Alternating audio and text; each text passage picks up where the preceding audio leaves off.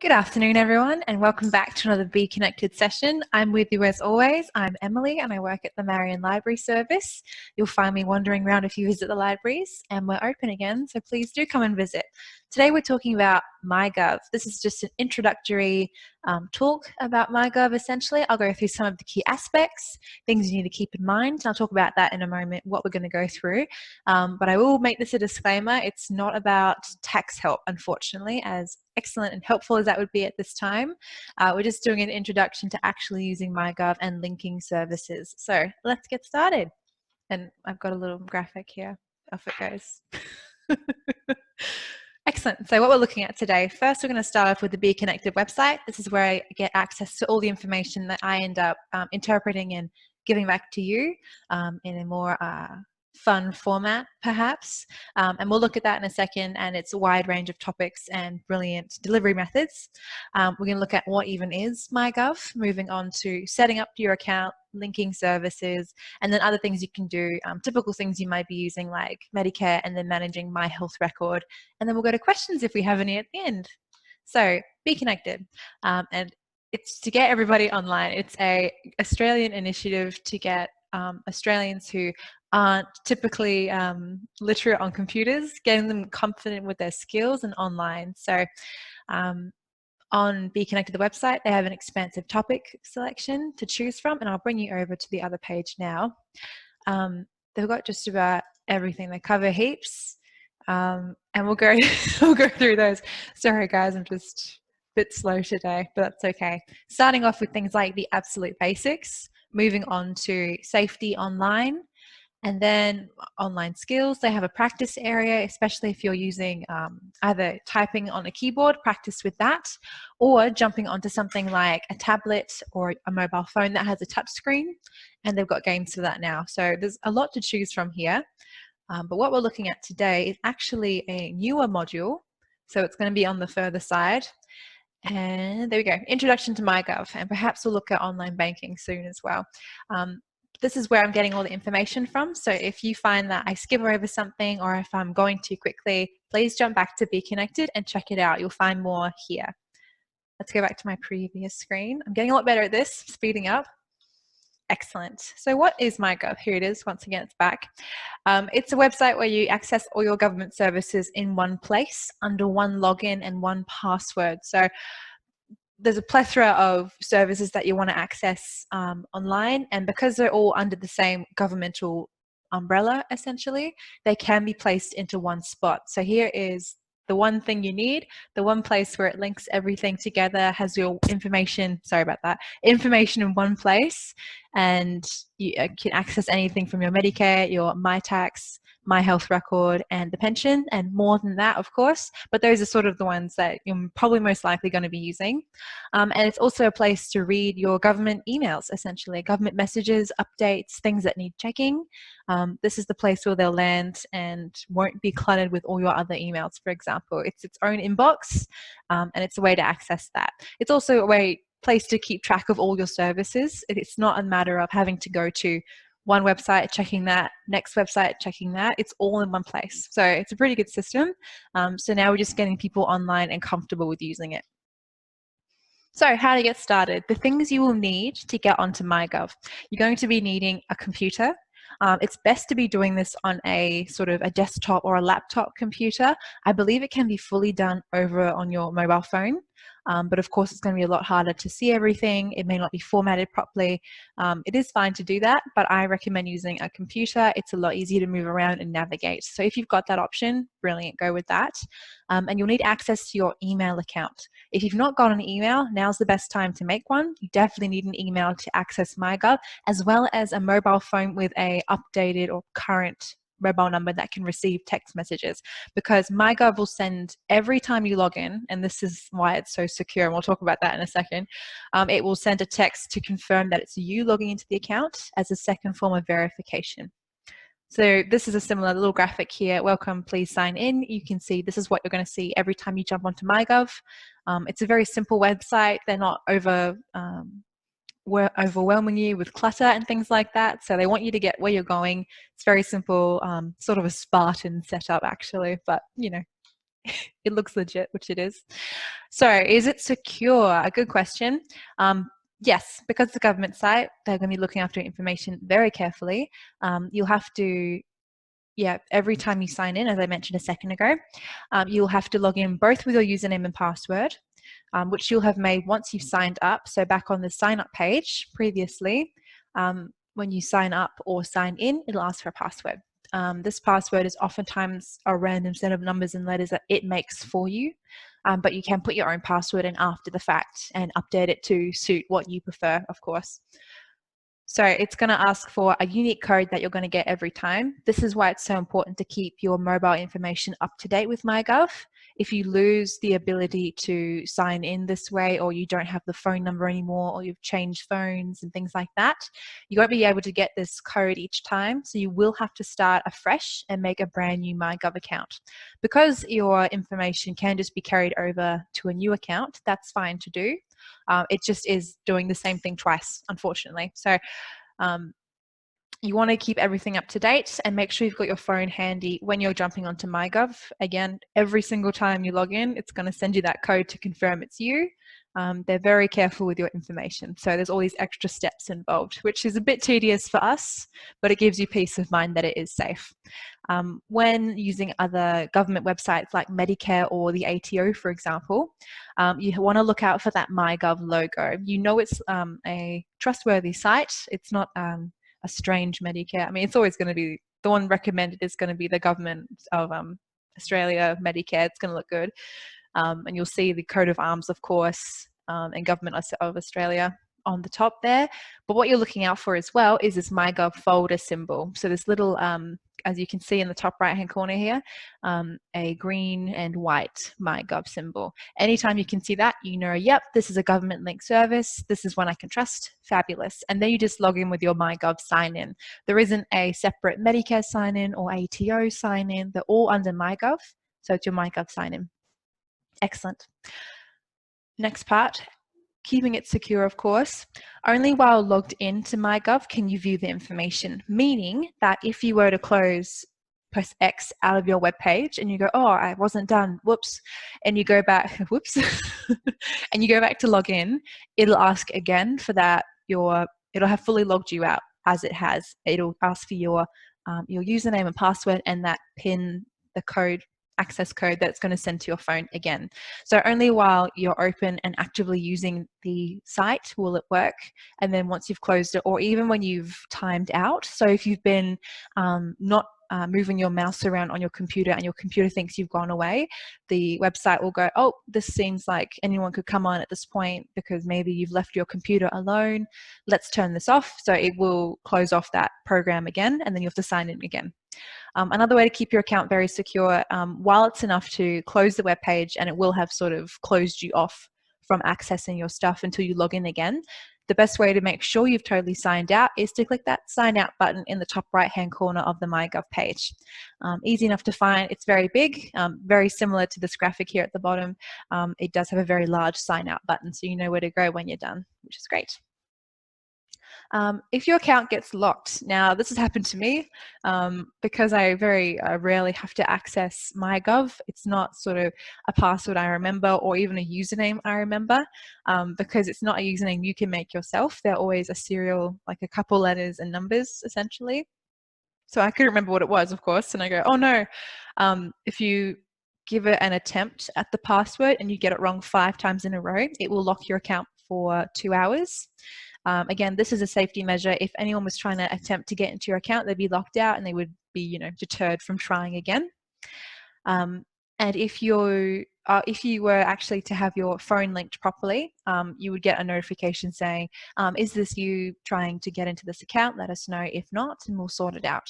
So there's extra, again, safety around that.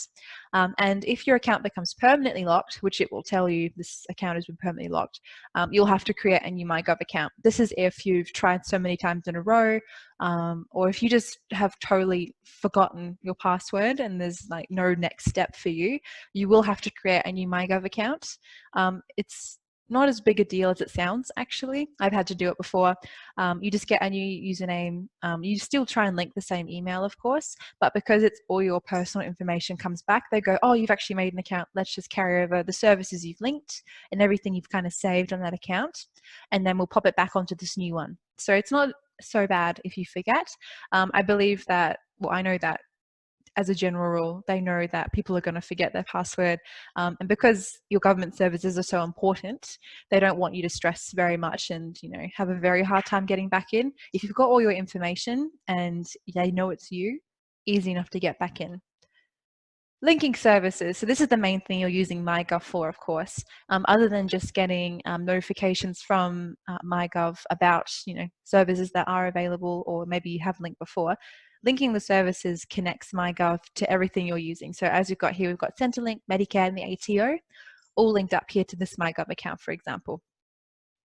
So what does it mean to link a service? Let's have a look. When going into your account, the first option you'll see after home, as you can see on this top bar, is services. And from there, you can add link a service, and you'll gain access to that service through your myGov account. And that way you'll be able to look at it right from the myGov screen. So you can look at several different, like Medicare, ATO, all these things all at once. You won't have to keep switching out and going to different web pages. It's all connected in one place. So that's what linking means. It means you're just essentially attaching your Medicare account, your ATO, your Centrelink account, all to one myGov account. Again, it sounds a little more confusing than it is. I think I'm making it a little more a big deal out of it. But yeah, so as the little graphic shows, it's just little connections up to your one myGov account. So it all keeps it together in one place, all with the same personal information, and it feels very secure because you're not having to travel between 3 different websites or more than that even, and it's all in one very secure place. So that's what linking means. Let's have a brief look into Medicare. So one thing I was looking at while checking out Be Connected was that they do a very good analysis, and they go into depth in the steps of making a claim with Medicare. So this is the case where oftentimes Medicare just gets put through for you. They know what the gap is, they'll pay that amount, it goes through to Medicare, etc. You pay up front and then they pay the amount back. And then that gets put into your account once that has been processed. All these records will be in your Medicare account that you can access through myGov.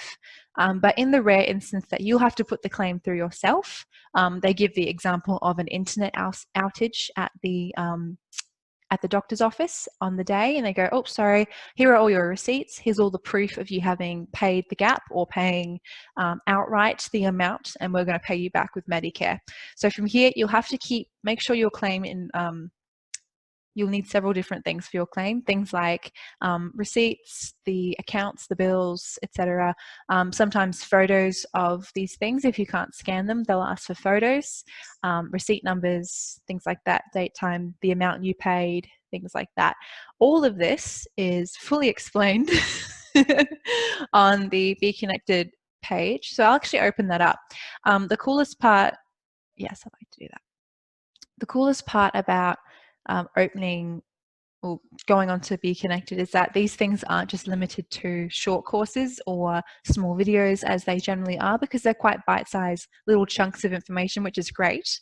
But they can also offer print-off PDFs that you can take home or give to family members who haven't got access to the internet or their computer, and then they can read through it. And it's extremely clear, real cute little graphics. So what I'll do, I'll actually show you what I'm looking at here.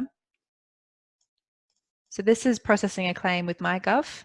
This can be found again just under the same topic heading that we were looking at before with myGov. We were looking at which topic we're looking at today, and then from there you can look at myGov processing a claim with myGov. That's the way to do it.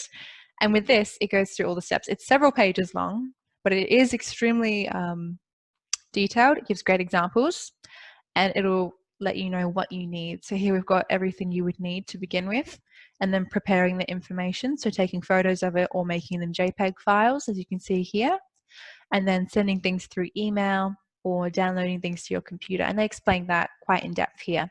Of course, if you find something like sending an email to challenging, or attaching an email or scanning a document and saving it somewhere, they have these courses all outlined on Be Connected as well. So please don't be afraid to give it a go and check out what they offer here. You can find quite a lot of information, and it's in lovely bite-sized chunks or just very easy to read PDF files like this one. So printable documents, and it goes through a whole, the total trip through to get a claim put through and to get your money back, essentially. So that's a brilliant one to check out. I won't go through it with you today just because it is quite long. I'll go back to our PowerPoint slide. So that's Medicare. Very cool that it's connected that way, and processing it through myGov can be so simple, and everything is just sort of tick, tick, tick.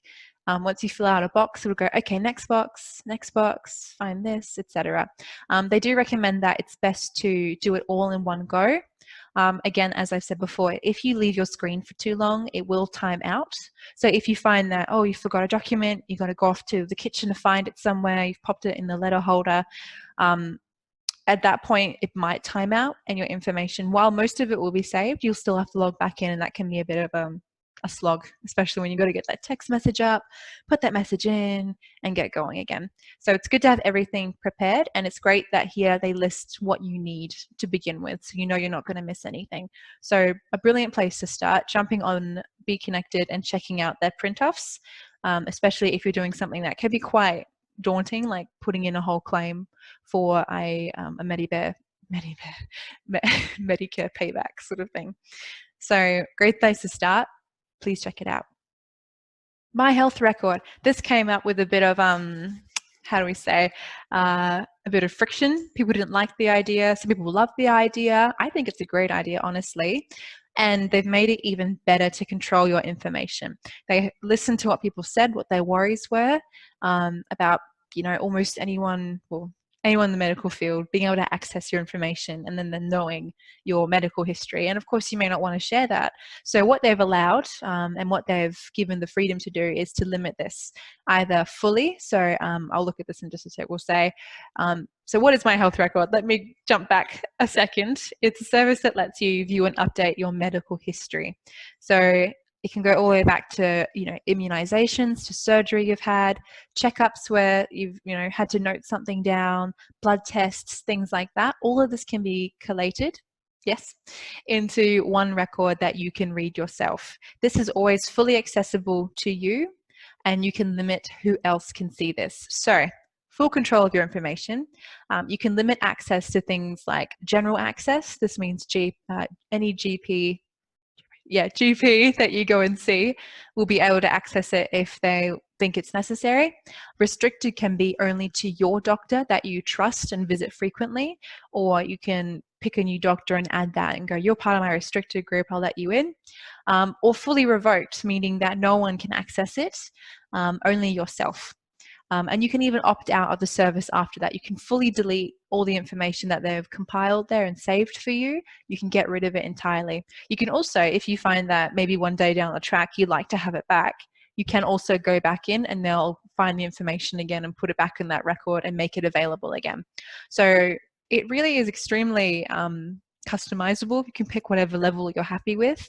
And you can even send an access code to your doctor so that they can view the record temporarily. So if you're going, okay, well, I have to see this doctor. I want them to know what's happening. Let's give them the code and let them view it, but maybe not make them the one person that can always see your information. So My Health Record can use existing Medicare information, so records of doctors' visits, and you can actually personally update your own information. Things like if you've had blood work and maybe there wasn't a record of it anywhere, you can pop it in yourself and say these are what the results were, and things like that. So it's extremely, you can really tailor it to yourself and what you'd like to have noted down, essentially. One thing to note, while it is extremely you can control it very well, it can be accessed by emergency service staff for 5 days only, so for 5 whole days, if you become unable to respond or speak, I think it was. So this way, if you aren't able to give consent and they don't know what's wrong, they're going to be checking your record, and they only get access for 5 days. So keep that in mind. If you don't fully delete it, they can do that, which I think is actually very good. If you've got allergies, symptoms of something, long-standing conditions that maybe just aren't apparent on you at the time, it's brilliant for them to know that so they can treat you correctly. So I'd say, for me at least, I'm very happy to keep it as is, maybe to a restricted level, and not just have any person be able to see it, or anyone in the medical profession that has access to it, of course. It's not like your neighbor could see it, or us at the library could view it, for example. We don't have that kind of connection to the service. But doctors, nurses, etc., people in the medical field that are looking after you, they'll be able to access it with permission, of course. So that's my health record. And I have a feeling that might be all we had to chat with today. Questions, there we go. So I've got my lovely little butterfly there. So what I'll do, I'll pause and then I'll go to the chat and ask some questions and see if anyone has any questions for me today, and I'll be right back. Excellent. So I think it would be a great idea to have a look at the actual websites that we'll be exploring. So let me jump back to my webpage here, and I will just let you see what myGov looks like. So if you've not visited the site recently, this is how it looks currently. It gives you up-to-date news, for example, on the current virus situation as well. So most websites will have this disclaimer at the top. To find more information, click here. Otherwise, what I'm looking at that makes this a trustworthy site is, of course, the very large Australian government symbol with the coat of arms. And I don't know if I can see past my ask a question symbol, but up here again, Australian government. You can't put this logo up unless you are, of course, the governing body that can do that. So if you are suspicious and you still see this logo and you think it's unlawful, please send that to ScamWatch, and they'll be able to flag that as something that they need to fix or update, or follow up on and interrogate whoever owns the website, and to have them take it down, because this is only allowed to be on government websites. It's a very official stamp, so it's important that when you see that, you can trust it. We've got big myGov here, please sign in. So from here you pop in your username or email, and then popping in your password as well. Yes, empty is an invalid name, of course. The cool thing that they're currently working on, well, this actually goes through what services you can access, of course, which is great. More than what I've just talked about today, of course. The coolest thing that they're currently working on is a newer website to make government services more available and in a sort of a neater way to view it. So let's click through and have a look at it. This is called the beta. You can tell there's a little beta there, meaning that it's not the full release at the end. They've still got steps to fix it and improve it. So this is essentially them letting us know we're working on something new, come have a look. And of course they would love feedback. So if you have time, please jump onto the new myGov beta. You can just type into Google myGov beta. You'll be able to find it that way. Oops, looks like I dropped out there for a second. Back again. But what else I was going to talk about, I was just going to finish up by showing you, if you were to jump on a website like Medicare, another government service, you'll always see in the sign-in area myGov come up. Because of course that's what it's going to take you. It's going to take you register for an account or sign in, and then it's going to take you to myGov again. Same thing with the ATO. Would you like to log in as an individual when lodging your tax return? Individual here in this case, log in, takes you back to myGov. There we go. So as we can see, everything is fully linked all together. So brilliant place to start, of course, is to get your myGov account set up and sorted. So that was all I had to say for today.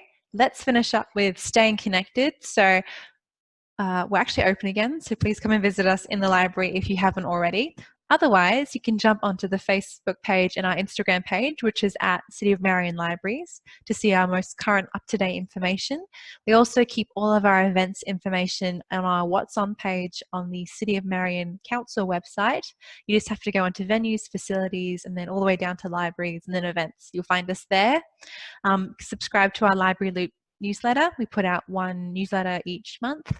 Nothing crazy, but we'd love to update you with all of our upcoming events and things we're excited about and new things coming in.